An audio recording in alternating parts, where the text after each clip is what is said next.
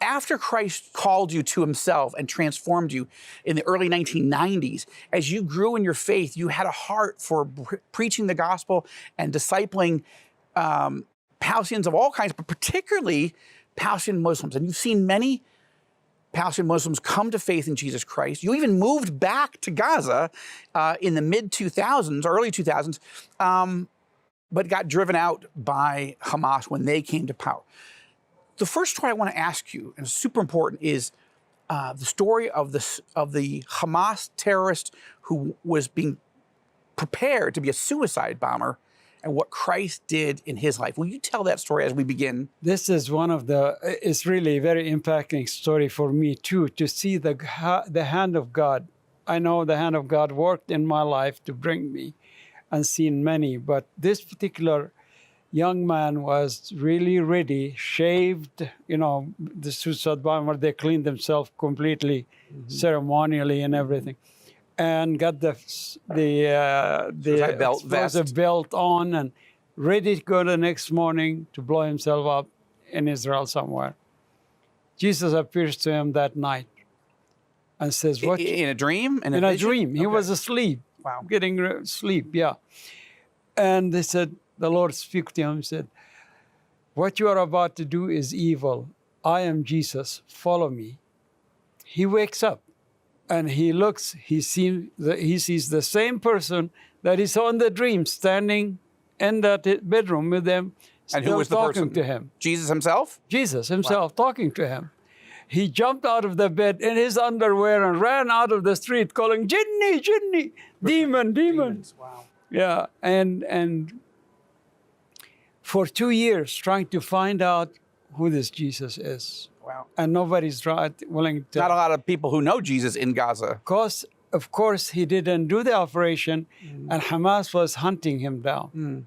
When we got wind of him, and a friend of mine found out what it is and led him to Christ, explained to him, and got him the communion after he gave his heart to Jesus. Wow. And baptized him in the bathtub that same.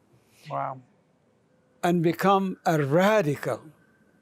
I mean, I thought I was radical. He was more radical. Radically saved, Jesus. you mean? Yeah. Because you both were radical. So this is one of the things that's interesting about this Radical story. for Jesus. Right, radical for Jesus. So this is interesting to me because again, most of my audience may not know the nuances, but there are two major factions within the Palestinian political world. There's the Fatah movement, which was Yasser Arafat. You were part of the Fatah movement. And then there's Hamas. Fatah, while there were radical Muslims a part of it, it was really a secular nationalist, Palestinian nationalist movement, where Hamas was entirely a religiously driven radical Islamist movement. Islam, yes. And so Hamas hates Fatah and Fatah hates Hamas.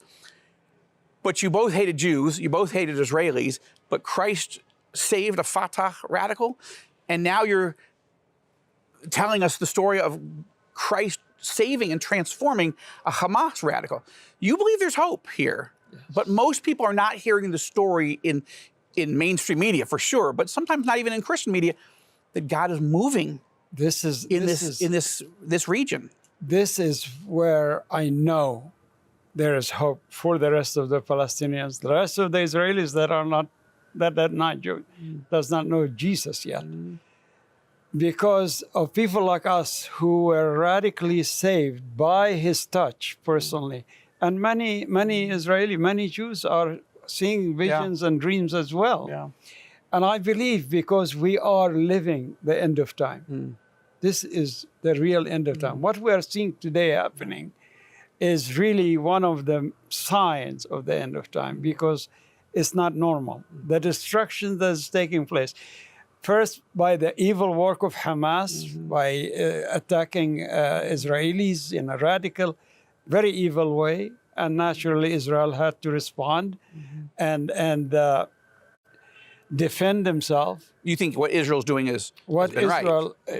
It is right, but in other words, it had to be done. But yes, too many civilians are dying. It's been very, very messy, very, very painful. I'm not saying that every decision, every moment has been right, but you support Israel's right of self-defense. Absolutely.